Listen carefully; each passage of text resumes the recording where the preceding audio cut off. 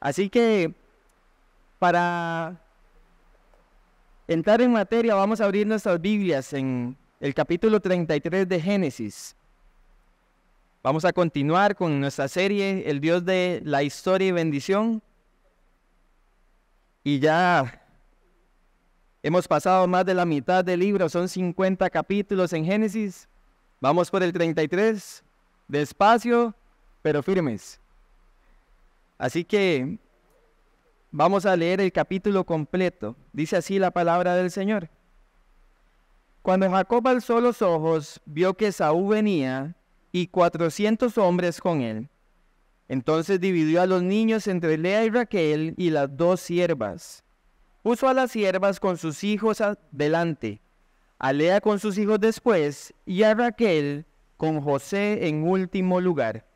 Entonces Jacob se les adelantó y se inclinó hasta el suelo 7 veces hasta que llegó cerca de su hermano. Esaú corrió a su encuentro y lo abrazó, y echándose sobre su cuello lo besó, y ambos lloraron. Esaú alzó sus ojos y vio a las mujeres y a los niños y dijo: ¿Quiénes son estos que vienen contigo? Son los hijos que Dios en su misericordia ha concedido a tu siervo, respondió Jacob. Entonces se acercaron las siervas con sus hijos y se inclinaron. Lea también se acercó con sus hijos y se inclinaron. Después José se acercó con Raquel y se inclinaron. ¿Qué te propones con toda esta muchedumbre que he encontrado?, preguntó Esaú. Hallar gracia ante los ojos de mi señor, respondió Jacob. Pero Esaú dijo: tengo bastante, hermano mío, sea tuyo lo que es tuyo. Pero Jacob respondió: no, te ruego que si ahora he hallado gracia ante tus ojos, tomes el presente de mi mano, porque veo tu rostro como uno ve el rostro de Dios, y me has recibido favorablemente. Acepta, te ruego, el presente que se te ha traído, pues Dios me ha favorecido, y porque yo tengo mucho. Y le insistió, y él lo aceptó. Entonces Esaú dijo: pongámonos en marcha y vámonos, yo iré delante de ti. Pero Jacob le dijo: mi señor sabe que los niños son tiernos y que debo cuidar de las ovejas y las vacas que están criando. Si los apresuramos mucho, en un solo día todos los rebaños morirán. Adelántese ahora mi señor a su siervo, y yo avanzaré sin prisa, al paso del ganado que va delante de mí, y al paso de los niños, hasta que llegue a mi señor en Seir. Y Esaú dijo: permíteme dejarte parte de la gente que está conmigo. ¿Para qué? Halle yo gracia ante los ojos de mi señor, le respondió Jacob. Aquel mismo día regresó Esaú por su camino a Seir. Jacob siguió hasta Sucot. Allí se edificó una casa e hizo cobertizos para su ganado. Por eso al lugar se le puso el nombre de Sucot. Jacob llegó sin novedad a la ciudad de Siquem, que está en la tierra de Canaán, cuando vino de Padán Aram, y acampó frente a la ciudad. Y la parcela de campo donde había plantado su tienda, se la compró a los hijos de Hamor, padre de Siquem, por 100 monedas. Allí levantó un altar y lo llamó el Elohe Israel. Vamos a pedirle al Señor que sea su guía con nosotros. Padre, rogamos tu guía en este ratito para poder comprender tu palabra, para poder ver cuál era tu intención al dejar este texto a esa primera generación de israelitas, y saber como iglesia, Señor, qué es lo que quieres enseñarnos a través de este texto. Que nuestros corazones estén dispuestos, que nuestros corazones estén sensibles a lo que tu palabra dice. Que nos guíe, Señor, al poder comprender, y también a mí, Señor, al exponer esto a mis hermanos, que tú seas claro a sus vidas y que podamos seguirte dando la gloria y la honra en todo. En Cristo Jesús. Amén y amén. Bien, los chicos que están presentes, Levantando la mano, ¿quién de ustedes alguna vez se ha enojado con algún amigo o con algún hermano familiar? Levante la mano, no tenga pena. Ay, vea, veo dos manos bien honestas. Solo dos se han enojado. Ay, veo otra mano bien levantada y otra mano bien levantada. Ya se animaron. Ok, y cuando nos enojamos con un amigo, ¿qué es lo que pasa? ¿Qué hacemos? ¿Cuál es nuestra actitud? Mati. Ok, ¿te enojas? Mía, le dejamos de hablar, ¿verdad? ¿Y qué más hacemos? Para los chicos pequeños, ¿verdad? Los grandes, absténganse. Mati, no jugamos fútbol con ellos, ¿verdad? Los hacemos a un lado. Ya, que voy a ver con quién juega, conmigo, ¿no? Y lo normal es eso, ¿verdad? Que dejemos de hablar, que nos alejemos. Y por un tiempo prevalece ahí el conflicto, ¿verdad? Estamos enemistados. Ahora, la pregunta es, ¿qué hay que hacer para volver a restablecer esa relación? ¿Qué hacemos para volver a tener esa amistad activa con el amigo o la amiga mía? Pedimos perdón, ¿verdad? Básico, es sencillo. Pedimos perdón y listo. Se restablece la comunión. Se vuelve a restablecer lo que se quebró por un tiempo. Y vuelve entonces a haber amistad con las personas. Bueno, es precisamente lo que pasa en esta escena. Han pasado 20 años desde que Esaú dejó de ver a su hermano Jacob, que partió para Padán Aram. Y ahora está la expectativa de qué va a pasar cuando se reencuentren. Vimos en el capítulo anterior que Jacob estaba atemorizado, haciendo sus propios planes. Pero al final del capítulo tiene un encuentro con el Dios que pelea. Y Jacob es testigo de cómo gana la bendición de Dios, pero de este Dios que le cambia el nombre a Israel, que significa Dios pelea. Y lo que tenemos inmerso en el texto es a Dios diciéndole a Jacob, Jacob, sí, estás lisiado, ya no puedes subir como te lo propusiste, pero yo voy a pelear por ti. Y cuando llegamos al capítulo 33, la tensión sigue porque ahora ya llega el encuentro. Y ya Jacob, que se le ha cambiado el nombre, parece no ser el mismo. Ojo, no es que fue totalmente transformado, pero llega con otra actitud al encuentro con su hermano. Y lo que puedo ver en el texto es que la intención de Dios por medio de Moisés, dejarle esta porción a los israelitas que estaban por entrar a la tierra prometida, es que ellos entendieran que Dios iba a pelear por su pueblo, y una de las formas que iba a pelear era reconciliando las relaciones con aquellos que eran cercanos, y que eso era necesario, era importante, que el pueblo entendiera que las relaciones entre hermanos eran importantes. Es algo que después vamos a ver a Dios diciéndole a Moisés en la ley, y es algo que nuestro Señor Jesucristo y Pablo también en el Nuevo Testamento nos instruyen. Y lo que vamos a aplicar es esto: con Dios en su gracia, solamente Él hace posible la reconciliación de las relaciones. Ojo, para cumplir sus propósitos. Todo enfocado en Él, pensando en su gloria, y por supuesto que eso también redunda en nuestro beneficio. Así que, en primer lugar, cuando vemos a alguien que confía en este Dios que reconcilia las cosas, vemos a personas mostrando humildad. Y ahí en los versículos del 1 al 3, la narración nos va contando que ahora Esaú llega con los 400 hombres, y en un inicio sabíamos que Jacob temía que estos hombres fueran a atacar al campamento. Lo divide en dos en capítulo 32, y con la intención de que si ataca uno, el otro puede huir, pero ya aquí no vemos esto. Aquí lo que vemos es que Jacob separa a la familia, pone a las siervas con sus hijos, pone a Lea con sus hijos, pone a Raquel con su hija, y toma una actitud distinta. Él ahora va hacia adelante y va al frente. Y dice el texto que ahora viene y se inclina 7 veces llegando a su hermano. ¿Por qué vemos un cambio de actitud? Porque este hombre no quería llegar al encuentro con su hermano. mandó a todo el mundo al frente. Ahora él pasa al frente. Y el acto de él inclinándose, algunos comentaristas, algunas personas dicen, sigue siendo un acto de temor de parte de él, inclinándose hacia su hermano para que lo perdone. Pero lo que también vemos implícito es que el inclinarse 7 veces era la actitud que un vasallo tenía con un señor, y era un acto de humildad. Era algo que se practicaba con suma humildad cuando alguien estaba considerando a alguien superior a sí mismo.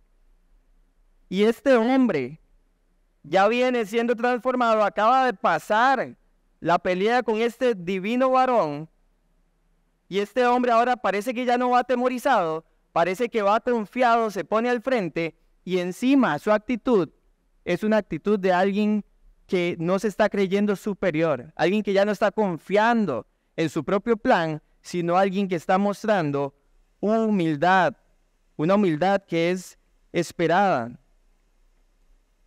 Dice el texto que en capítulo 27, recuerden que la razón por la que Jacob salió de la tierra, ¿por qué fue? Porque su hermano lo iba a matar. Y ahora este hombre está regresando a la tierra en obediencia a Jehová, con la promesa de que Dios lo iba a proteger. Y eso tenía que confiar él. Él no sabía qué iba a pasar en el encuentro con su hermano, pero Dios le dijo, Jacob, yo te voy a proteger. Y unas horas antes apenas le dijo, yo voy a pelear por ti, Jacob. Tienes que tener confianza en mí.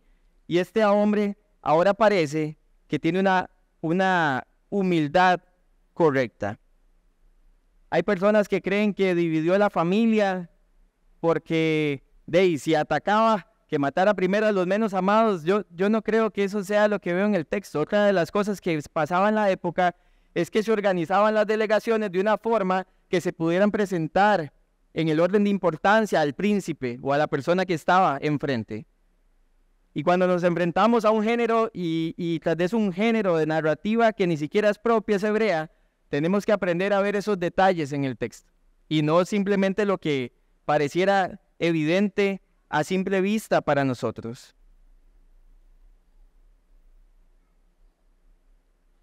¿Qué podemos aplicar de personas que están confiando en un Dios que está restaurando relaciones, mostrando humildad?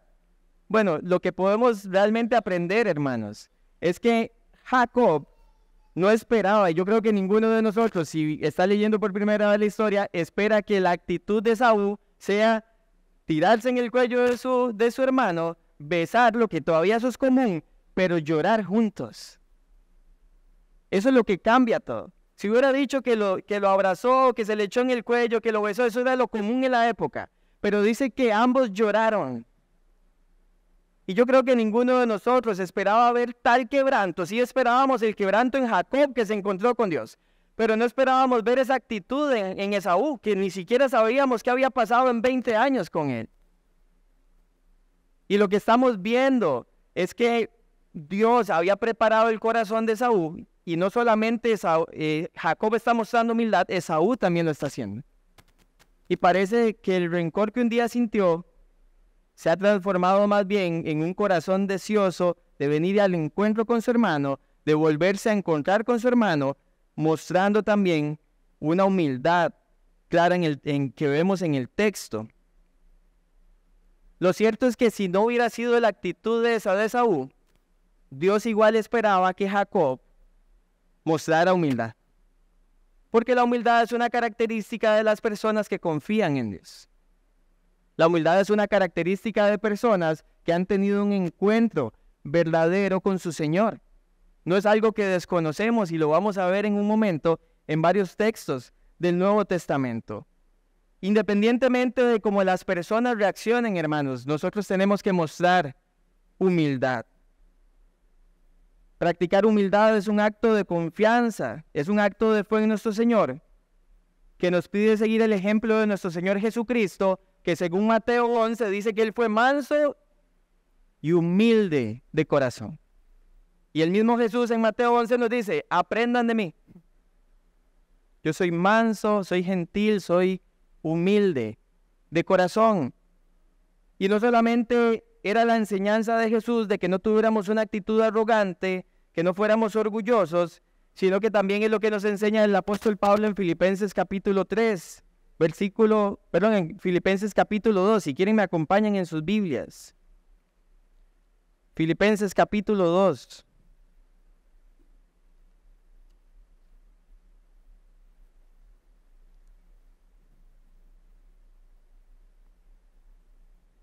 Versículo 3 dice: no hagan nada por egoísmo o por vanagloria, sino que con actitud humilde cada uno de ustedes considere al otro como más importante que a sí mismo, no buscando cada uno sus propios intereses, sino más bien los intereses de los demás. Y a continuación lo que Pablo va a hacer es poner el ejemplo de Cristo como ejemplo máximo de humildad. Ahora, si vamos a hablar de humildad y vamos a hablar que es una característica de personas que están confiando en Dios y este Dios que reconcilia, tenemos que definirla. Y una de las definiciones de humildad es la disposición de valorarse o evaluarse a uno mismo apropiadamente. Escuche bien eso, la disposición de evaluarse y de valorarse a uno mismo apropiadamente. Ojo, en hijos de Dios, especialmente teniendo en cuenta quiénes somos como seres humanos y que somos pecadores. Si usted y yo queremos practicar verdadera humildad a la luz de la Escritura, tenemos que recordar quiénes éramos y quiénes somos ahora en nuestra posición en Cristo por gracia, porque si no seguiríamos siendo lo que fuimos. Y practicar humildad requiere que nosotros nos veamos realmente como lo que un día fuimos, para que eso nos mantenga humildes ahora que estamos en Cristo. Porque si no, se vuelve muy fácil empezar a criticar a los demás. Se vuelve muy fácil ver a los demás por debajo del hombro, y el texto expande Pablo en Filipenses 2 lo que es humildad. Dice, considerando a los demás como superiores a ustedes mismos. O sea, usted y yo no nos creamos la gran cosa. Somos de carne y hueso igual que los demás, y por gracia hoy podemos, habilitados por el Espíritu Santo, por la palabra del Señor, caminar en santidad y tener una moral y una ética distinta al mundo. Pero no hay mérito en eso. Es gracia. Recuerden, cuando vemos a la cruz, eso nos genera gratitud, pero la principal marca debería ser humildad. Porque es gracias a Cristo que hoy somos lo que somos. Pablo decía, siendo el apóstol Pablo tan admirado por nosotros, por gracia soy lo que soy. Y sí, yo he trabajado, pero no yo, la gracia de Dios que ha actuado en mí. Se mantenía humilde, reconociendo quién realmente era. No quién había sido solamente. Él en varias oportunidades dijo, de los pecadores del cual yo soy el primero, tiempo presente. Se mantiene humilde. Y es una característica de personas que realmente han sido rescatadas por la gracia de Dios. Saben, practicar humildad no solamente es una evidencia de un carácter transformado, sino también es un acto de confianza y obediencia en el Señor que nos manda a ser humildes.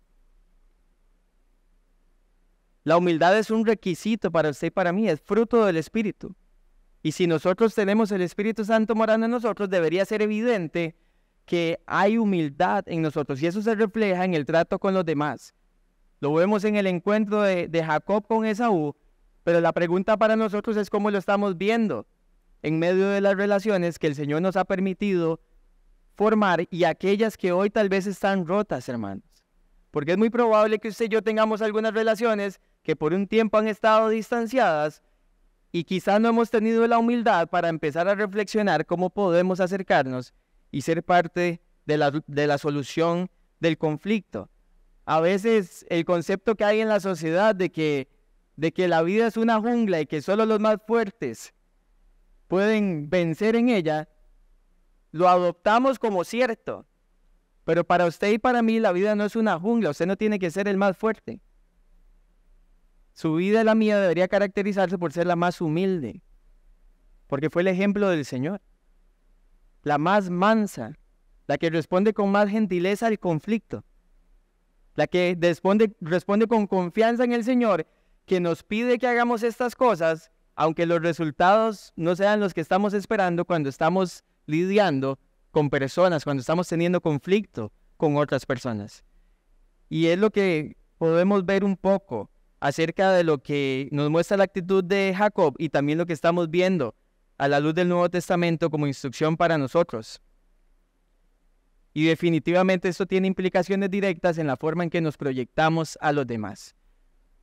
Quiero explicar por qué yo hago preguntas de aplicación y no pongo ejemplos específicos. Y esto es parte de enseñarles a ustedes cómo enseñamos para que ustedes también puedan tomar eso y reflexionar en casa. No ponemos muchas veces ejemplos específicos porque a veces no aplican para todos. Entonces alguien se siente identificado con el ejemplo específico y otro montón de gente, ¿verdad? Por ejemplo, si usted es doctor y yo pongo un ejemplo médico, usted dice, buenísima la ilustración, y los demás, detrás del palo, porque muchas veces no aplica para nosotros. Pero cuando nos hacemos preguntas basado en el principio que hay en el texto, nosotros vemos la implicación del principio y ahora sí la pregunta es, ¿y esto qué tiene que ver conmigo y con mi situación? Entonces la pregunta que yo les hago para pensar en eso, ¿qué tiene que ver esto con mi situación? Es, ¿cómo estamos nosotros considerando a los demás? Porque la forma en que estamos pensando acerca de los demás y tratando a los demás va a reflejar mucho de la humildad que nosotros estamos teniendo. Y es la pregunta que cada quien desde su trinchera, desde su frente, sea usted estudiante, sea trabajador, sea persona que trabaja en casa, tiene que responder con honestidad delante del Señor para ver si estamos mostrando humildad cuando Dios nos invita a confiar en Él, sabiendo que Él va a resolver conflictos. Ojo, no es una promesa que se resuelvan todos los conflictos, pero Dios, estamos viendo en la historia que Él hizo algo para resolver el conflicto. Trató en el corazón de dos personas para poder gestarlo. Y es una buena pregunta que podemos reflexionar, pero las personas que confían en Dios no solamente muestran humildad, sino que también ven cómo el Señor restaura las relaciones. Y aquí continúa la narración del texto, y como dije hace un instante, nos sorprende ver que este hombre corre y besa a su hermano y lloran juntos. Realmente la escena es conmovedora. Parece que ambos están gozándose después de 20 años de haber salido de la tierra Jacob con una relación rota. Ahora se están gozando de verse y ver cómo se está empezando a gestar una restauración. Y ese encuentro lleno de lágrimas, lleno de emociones, lo que hace es posible que restablecer la comunicación. Vean qué interesante. Lo primero no fue, mira, ocupo que hablemos. Fue una manifestación sincera del corazón del deseo de encontrarse. Y después de que eso sucede, ahora sí, se restablece la comunicación. Y Esaú pregunta, ¿quiénes son estas personas, hermano? Ahora muestra interés, le interesa saber con quién viene. No está hablando de la gente que envió al frente Jacob, está hablando de las mujeres y los niños. Y Jacob responde con gentileza y también le dice, estos son los hijos con los que el Señor me ha favorecido. Vean que no usa la palabra bendecido, usa la palabra favorecido. Dios ha tenido misericordia y me ha dado estos hijos. Y empieza a haber comunicación, a restablecerse la comunicación. Y vean que el lenguaje de Jacob sigue siendo humilde.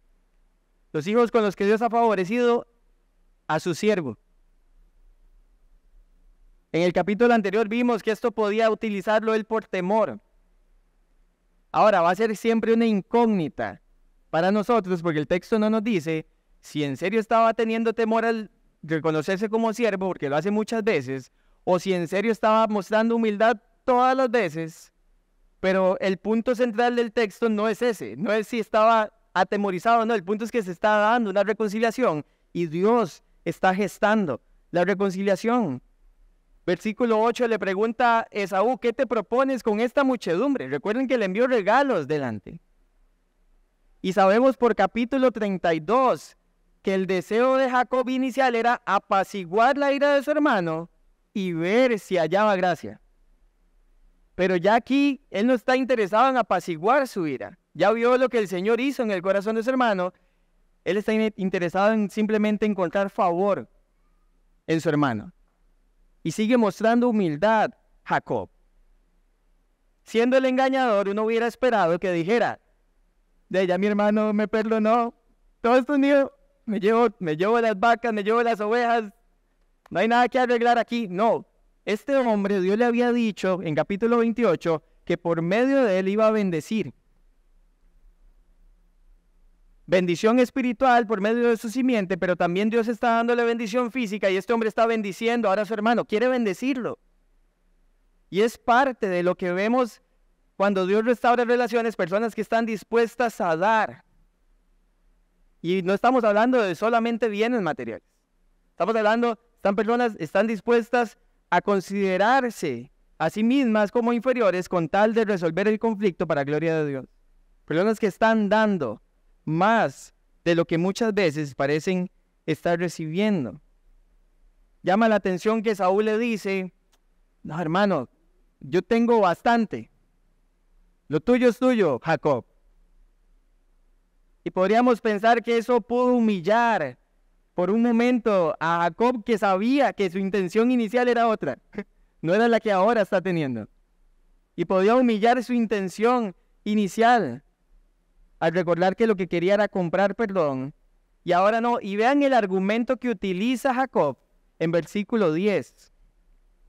Dice: no, yo te ruego, si he hallado ahora gracia en tus ojos, acepta mi presente, porque he visto tu rostro como si hubiera visto el rostro de Dios, pues que con tanto favor me has recibido. Y lo que en pocas palabras quería decir Jacob al decirle esto a su hermano era: al encontrarme contigo es como, y ver el perdón que me has extendido, es como si me hubiera encontrado también con el Señor. Y ahora para Jacob es un reflejo del perdón y la gracia de Dios lo que su hermano está haciendo con él, ojo, inmerecidamente, porque Jacob no hizo nada para merecer el perdón de su hermano Jacob. Lo había engañado, le había robado la bendición. No hizo nada. Y por puro favor, viene Jacob y ahora lo perdona. Y Jacob puede reconocer que era como estar viendo el rostro de Dios.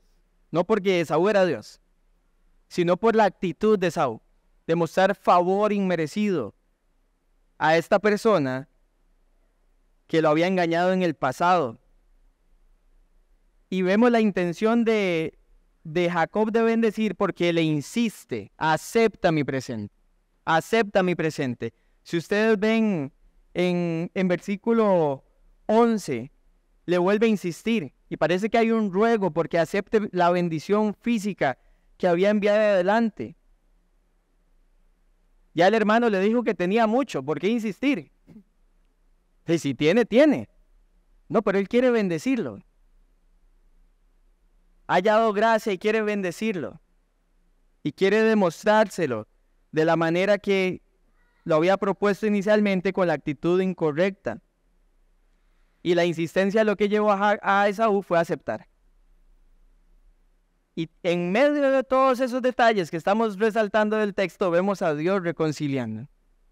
Y vemos a Dios haciendo algo por pura providencia, por pura gracia.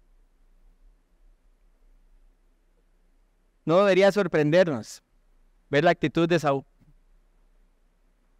No debería sorprendernos de ver lo que realmente este hombre ahora está mostrando por medio de su carácter, porque eso es lo que Dios hace.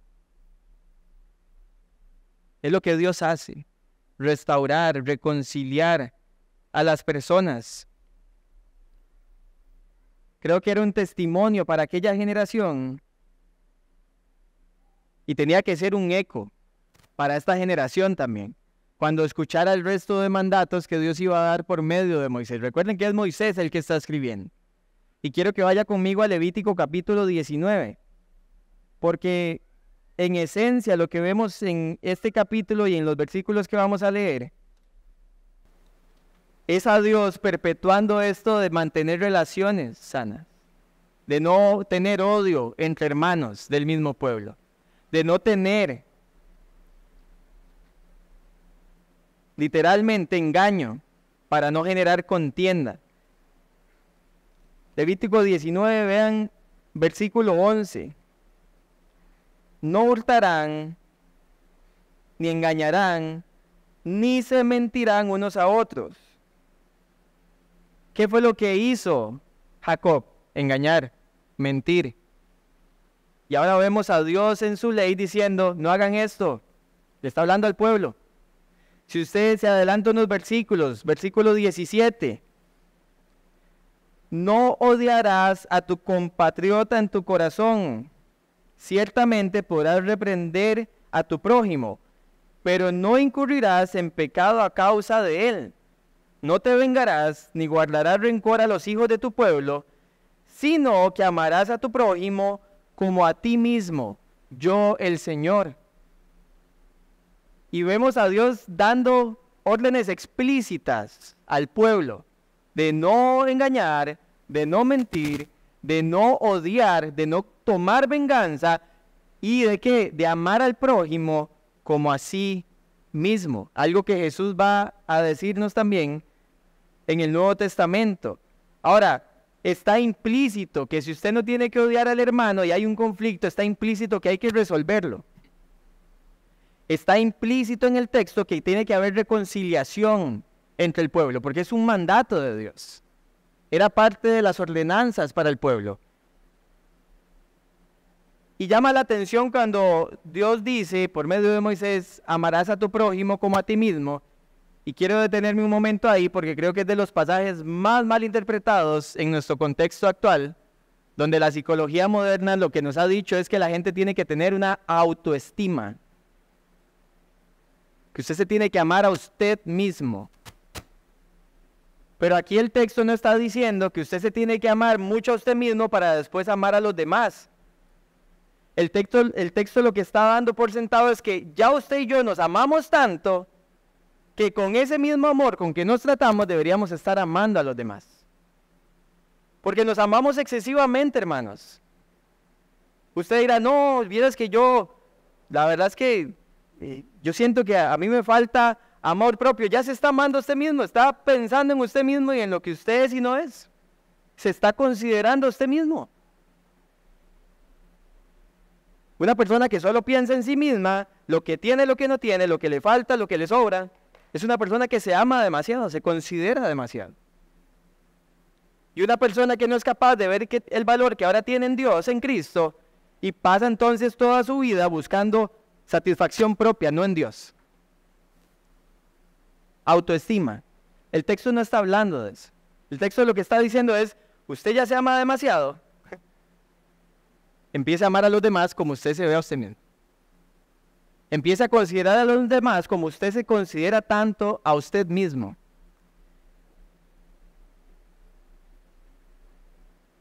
Y es lo que Jesús va a decir después. Ahora, ¿cómo aplicamos esto también, hermanos? Definitivamente tenemos un Dios que, así como en el Antiguo Testamento vemos que tenía el deseo de reconciliar las relaciones y de mantener las relaciones sanas entre hermanos, gente de su mismo pueblo, vemos que también el Nuevo Testamento nos instruye, y no solamente a mantener relaciones sanas entre hermanos de la iglesia, sino también para con la gente que incluso nos considera sus enemigos. Y voy a leer para ustedes, si usted está tomando nota, Mateo 5:43. Vean lo que le dice Jesús a la gente en el Sermón del Monte. Dice, oyeron que fue dicho, amarás a tu prójimo y aborrecerás a tu enemigo. Pero yo les digo, amen a sus enemigos. Y ya hay una implicación clara de Dios diciendo, aún la gente que lo está considerando a usted su enemigo, usted tiene que amarla. No tiene que odiarla, tiene que amarla. Y estamos viendo una implicación directa de Jesús hacia la gente de afuera. No no la gente de la comunidad de fe, la gente que afuera lo considera su enemigo. Pero no se queda ahí la Escritura. Y nos trae de nuevo al círculo de la comunidad de creyentes salvos por gracia y empezamos a ver algunos detalles interesantes. Voy a hacer una pregunta, respóndaselo usted, no levante la mano. ¿Alguna vez usted ha odiado a alguien? ¿Actualmente siente odio por alguien? Vea lo que dice primera de Juan 3:15. Todo el que aborrece a su hermano es un asesino. Y ustedes saben que ningún asesino tiene vida eterna permanente en él. Y lo que iguala a la Escritura a una persona que odia, que aborrece, es una persona que asesina sin justificación. La persona que mata a otra persona sin justificación aparente. Y eso es fuerte, hermanos. Eso es lo que quería hacer Esaú con Jacob. Y cuando llegamos a Colosenses 3, vaya a Colosenses 3 conmigo, por favor. Vemos otra instrucción preciosa para la iglesia de buscar reconciliación practicando el perdón.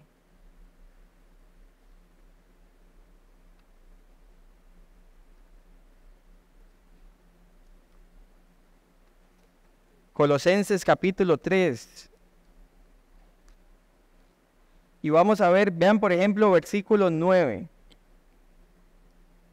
Dice, dejen de mentirse los unos a los otros, puesto que han desechado al viejo hombre con sus malos hábitos.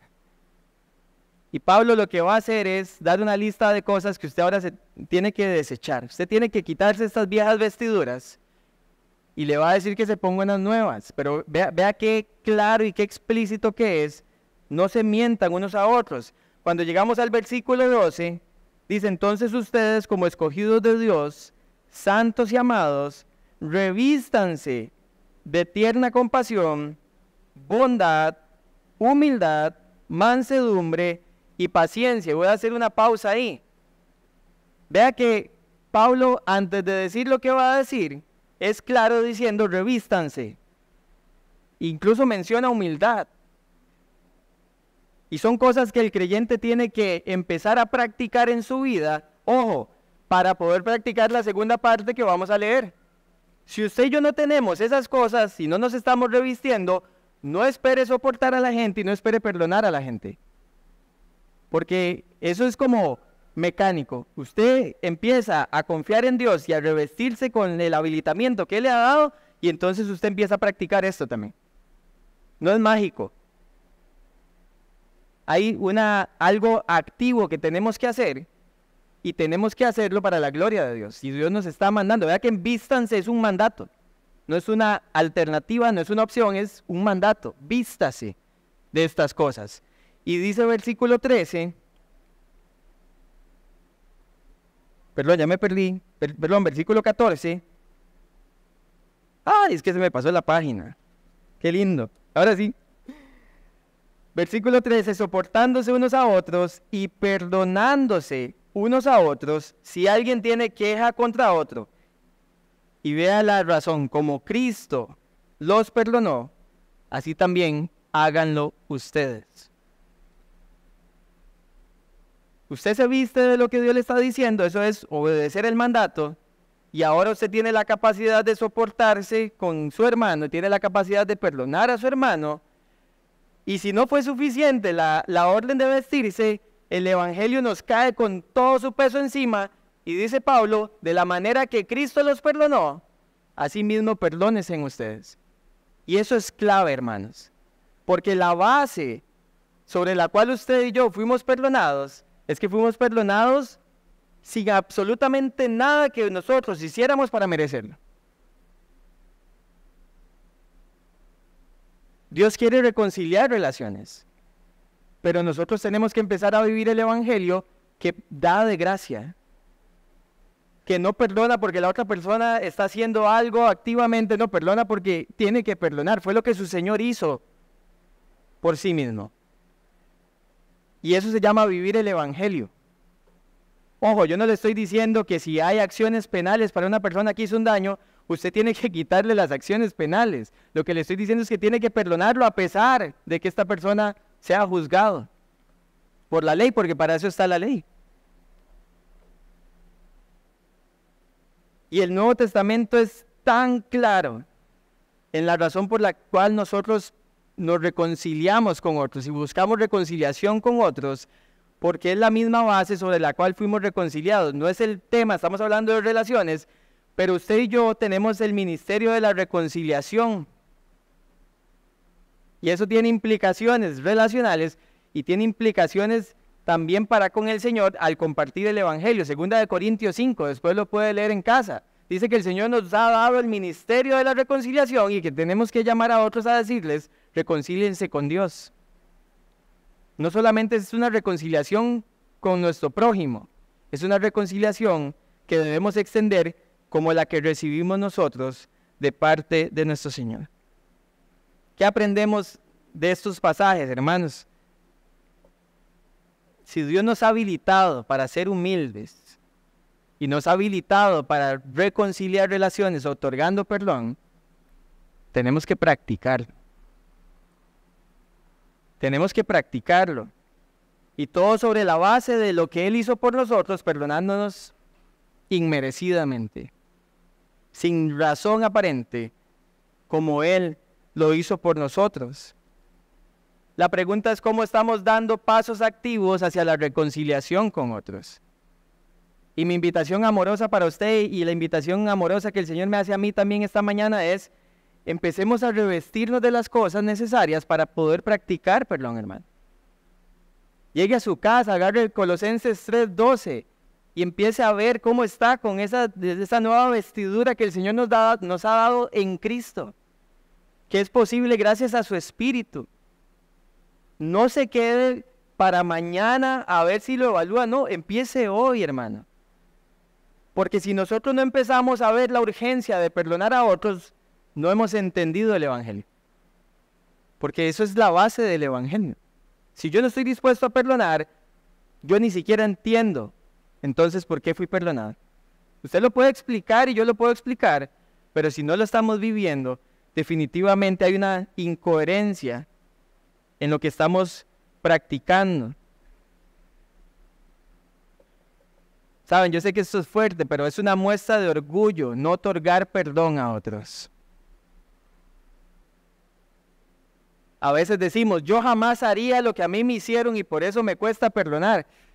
Hermano, practiquemos humildad. La única razón por la que nosotros no hemos llegado a hacer lo que otros han hecho contra nosotros es porque la gracia del Señor nos alcanzó y nuestro pecado no se pudo maximizar. Pero si no, usted y yo haríamos cosas peores. Es solo gracia que hoy nos mantiene con una actitud que glorifique al Señor. Y cuando no reconocemos eso, estamos siendo orgullosos y creemos que lo hemos logrado por nosotros mismos. Y tenemos que separarnos del orgullo. Dios está esperando que seamos humildes. Una persona que confía en Dios, perdona en obediencia, ojo, confiando en la obra que el Señor va a hacer. Si usted tiene que pedir perdón y la otra persona no lo perdona, mientras dependa de usted, esté en paz con otros. Tiene que descansar en la obra que el Señor va a hacer. Y es algo que tenemos que recordar. El perdón no es natural en los seres humanos, hermanos. Solo una obra de gracia en nosotros puede lograr que ahora el perdón sea una manifestación de sus hijos e hijas. Y tenemos que aferrarnos a eso y practicar el Evangelio mostrándolo de esta forma. Mostramos humildad, vemos cómo Dios reconcilia relaciones, también confiamos en el Señor obedeciendo sus mandatos. Lo que vemos en versículos 12 al 17, hermanos, es que se da un diálogo. Ahora Esaú quiere que Jacob vaya con él a la tierra de Seir. Él está ofreciendo bienes y la respuesta de su hermano es, bueno, venga, yo le doy tierra. En Seir, en la tierra de Edom. Y entramos en un diálogo entre hermanos. No, mi señor, vaya usted adelante y vea los chiquitos, vea las vacas, y se me va a morir el ganado, y vaya, adelántese, y después yo lo alcanzo. Saben, hay dos cosas en esa narración. Algunos dicen, ven, otra vez Jacob engañó a Esaú y no fue a Seir. Esa es una forma de ver el texto. Hay detalles del idioma original hebreo que se pierden en la traducción, pero cuando usted ve lo que está en el texto, detrás del texto, pareciera más bien que Jacob lo que está teniendo es una forma polite, ¿verdad? Una forma correcta de decirle a Jacob, no voy a ir. Sí, por esto, Jacob, pero no te voy a seguir. Indistintamente de cuál de las dos posiciones usted tome, si lo quiere tomar como engaño o no lo quiere tomar como engaño, sino como una forma amable de decir las cosas, el principio del texto es que Jacob no quería ir a Seir porque Seir no era parte de la tierra prometida. Edom está fuera de los linderos de Canaán. ¿Y cuál era el mandato? ¿Vuelve a la tierra de quién? De tu padre. Entonces, el principio en el texto no es si lo engañó o no. Es que este hombre quería obedecer al Señor volviendo a Canaán. Y ahí es donde vemos obediencia al mandato de Dios de vuélvete a la tierra de Canaán. Vuélvete a la tierra de Canaán. ¿Por qué yo no creo que terminaron en conflicto estos hermanos? Bueno, porque en capítulo 35, más adelante vamos a llegar ahí, en el versículo 28 los vemos a los dos tranquilamente participando del entierro de su padre. Y en adelante no parece haber un conflicto entre ellos dos. Después, entre sus descendientes van a haber miles, pero entre ellos dos no parece haber un conflicto aparente. Y es la razón por la que yo me inclino a pensar que fue una forma cortés de decirle que no se iba a desplazar. Y el punto es que Jacob pone su confianza en el Señor obedeciendo, volviendo a la tierra. Y eso es algo que ya el Señor le había dicho varias veces. Saben, a veces por temor a las personas podríamos hacer cosas para agradarlas a ellas. Él pudo haber ido. Y pudo haber construido el altar que construyó en versículo 20 en Seir. Y pudo haber adorado al Señor. Pero es que Dios no le dijo eso. Me recuerda el episodio en 1 Samuel 15:22, cuando Esaú tiene que ir a los amalecitas y destruir todo, y no lo hace. Desobedece la palabra del Señor. Al punto tal que Dios le quita el reino a Saúl. Por desobediente, porque no hizo lo que Dios le pidió. Y Samuel le dice a Esaú en versículo 22 del capítulo 5 de 1 de Samuel: se complace Jehová tanto en los holocaustos y víctimas como en que se obedezca las palabras de Jehová. Ciertamente el obedecer es mejor que los sacrificios y el prestar atención que la grosura de los carneros. Y lo que está diciéndole Samuel en esta oportunidad a Saúl es: hey, Saúl, Dios se complace más en la obediencia que en cualquier obra externa que puedas hacer. Tenemos un Dios que se complace en la obediencia de sus hijos, y con nosotros es igual. Dios está esperando obediencia de aquellos que confían en Él.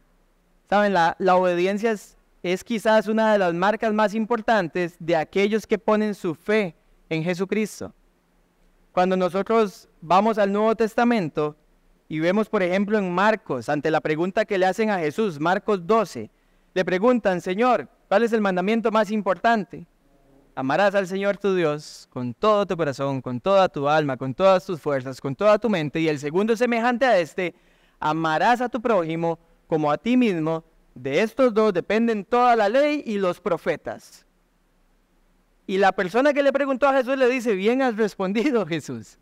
como si ocupara aprobación, ¿verdad? Pero bien has respondido, Jesús. Cuando vemos a Jesús diciéndole a sus discípulos en Juan 14:15: si ustedes me aman, obedezcan mis mandamientos. La obediencia es una marca del creyente. Tiene que serlo. Una marca que realmente sea visible.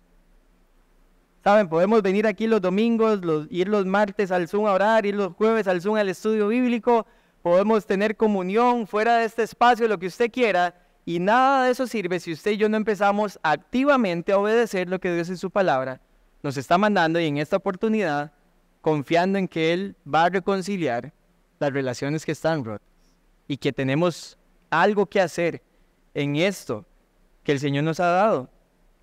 Tenemos que ser obedientes y vemos obediencia en medio de que Jacob está logrando esto. Y en último lugar, vemos una muestra de humildad. Vemos también a Dios restaurando la relación. Vemos obediencia activa practicada por parte de Jacob.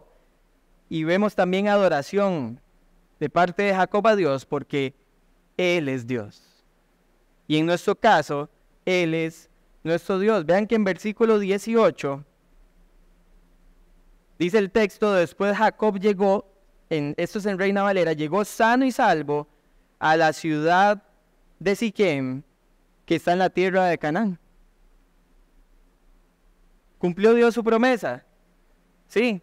Ahora vaya a verlo conmigo al capítulo 28.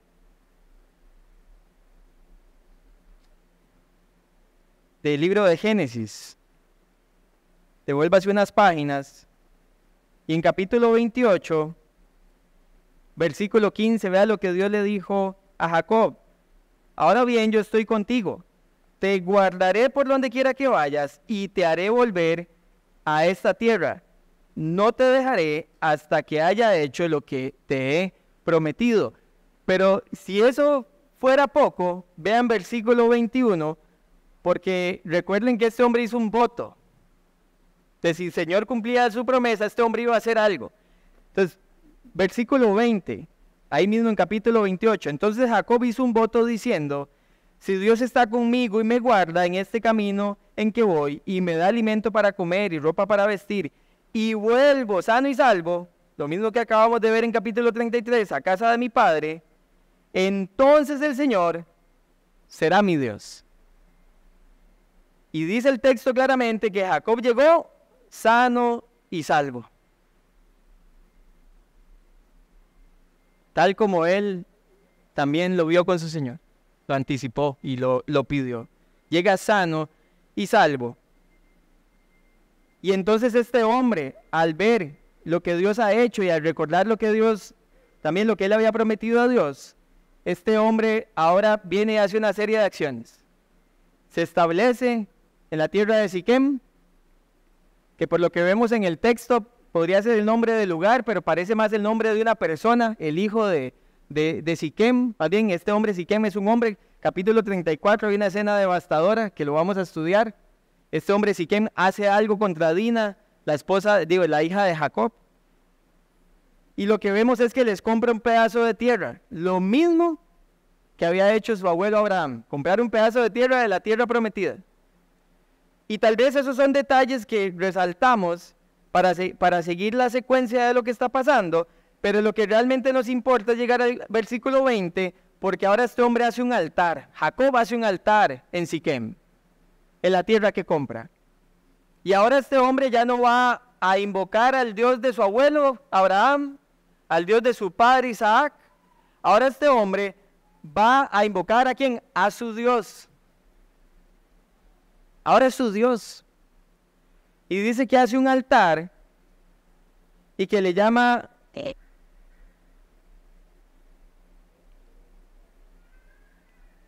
el nombre el Dios de Israel. El Dios de Israel. ¿Y quién es Israel? Jacob. Ahora es su Dios. Ahora este hombre, viendo cómo Dios restaura las cosas, llega y dice, este es mi Dios. Estoy en su tierra, en la tierra donde me puso, y ahora es mi Dios. Puedo decirlo con certeza. Ya no digo el Dios de mi padre, ahora es mi Dios. Y ahora lo adora y se postra ante su Señor, que lo había traído con bien a la tierra que le había dicho que volvieran. Y todavía en el camino falta, capítulo 35, vamos a ver cómo llega a Betel de nuevo. Así como cuando salió, ahora va a volver. Pero ahora es su Dios. Y este hombre lo que vemos es que realmente confía en su Señor y ahora lo confiesa, pero lo confiesa como suyo, como su Dios. Y eso es maravilloso, hermanos. Saben, lamentablemente la cuarta generación, José, hijos y demás, no, ellos no hicieron más altares. Lo dejaron de hacer. Pero como esto no estaba escrito para ellos, está escrito para la generación que va a entrar a la tierra prometida, vemos a Josué en capítulo 8, teniendo victoria sobre Ai, ¿y qué hace? Un altar. Y sigue el ejemplo de adoración de estas personas que hicieron a Dios su Dios y que lo reconocieron como el Todopoderoso, como el Señor de sus vidas. Saben, cuando confiamos en Dios y nosotros empezamos a reconocer la obra que está haciendo en nosotros, la única actitud razonable al ver lo que Él hace es postrarnos y adorar. Sí, obedecer es parte de nuestra adoración, pero es adorarlo por lo que Él está haciendo, por lo que Él está mostrando, es rendirnos por completo a Él. Y como nos predicó don Dani hace unas semanas en Romanos 12, usted y yo somos el sacrificio. Eso que tiene que estar ahí. Eso tiene sentido, es lo que dice Pablo. Este es su culto racional. ¿Por qué? Porque es razonable que una persona se rinda por completo a aquel que dio su vida por él. Eso es razonable. Eso tiene sentido. Y pareciera que es la respuesta consecuente de personas que están viendo a Dios, que están confiando en Dios y Dios está haciendo cosas que sobrepasan su capacidad, su entendimiento. Tenemos que adorar a Dios. La pregunta es, ¿cómo lo estamos adorando por completo en nuestra vida, hermanos? ¿Cómo al confiar en el Señor y ver lo que Él hace, aún reconciliar relaciones rotas, cómo confiamos y nos depositamos por completo en las manos del Señor? Y eso hace que nuestra adoración sea evidente. Y es una buena pregunta, no es la única que usted se puede hacer a partir de ver lo que Dios está haciendo. Pero son preguntas esenciales. De ahí usted empiece a escarbar, empiece a indagar más en su corazón, empiece a ver más cómo el Señor quiere mostrarle estas cosas. La última diapositiva, como ustedes saben, siempre hacemos una proposición central del sermón. Es parte del trabajo que intentamos hacer para que sea fácil memorizar para ustedes y lo resumimos en una frase. Confiemos, iglesia, más bien, mostrando humildad, viendo cómo el Señor restaura las relaciones, obedeciendo sus mandatos y adorándolo porque es nuestro Dios. Es nuestro Dios. Vamos a orar. Padre, hoy nos muestras una escena preciosa de reconciliación. Hoy nos recuerdas por tu palabra cuán importante que es para ti, Señor. El mantener la paz, el mantener la unidad, el mantenerlos amando como tú amas, perdonando como tú nos perdonas. Y quizás algunos de nuestros corazones, Señor, se ven confrontados con esta realidad. Quiero rogarte, Señor, que nos ayudes a ser obedientes a tu palabra. Que nos ayudes a adorarte con nuestra obediencia y adorarte al ver lo que tú haces, Señor, con la obediencia. Que nos ayudes, Padre Celestial, a quebrar nuestro orgullo, a quebrar nuestro sentido de autosuficiencia, a quebrar, Padre Celestial, nuestro sentido de superioridad para con otros. Y que nos revistas de humildad, de mansedumbre, de paciencia, de la capacidad de soportar las circunstancias dolorosas, para que a estas personas que nos han ofendido o a aquellos a quienes hemos ofendido, podamos llegar con reconciliación, Señor. Podamos llegar con un corazón sincero, arrepentido en el caso de si nos toca pedir perdón, y un corazón dispuesto a perdonar si no es a nosotros los que nos toca, pero sí a otorgarlo como tú lo has otorgado, Señor. Padre, ayúdanos a seguir confiando en ti. Esto era parte de lo que querías hacer. Lo vemos en la vida de Jacob y el Nuevo Testamento nos recuerda qué es lo que quieres seguir haciendo, Señor. Para que tu nombre sea exaltado, para que tu nombre sea glorificado en medio de todas nuestras relaciones, en medio de todo lo que somos y hacemos. Y sabemos, Señor, que nos has creado para tu gloria, y todo lo que hacemos, Señor, lo hacemos para la gloria del Señor. Padre, que al salir de este lugar sigamos meditando, y sigamos viendo cómo tu Espíritu nos redarguye y dispone nuestros corazones para poner en práctica tus verdades. Todo esto te lo pedimos en el nombre de Jesús. Amén y amén.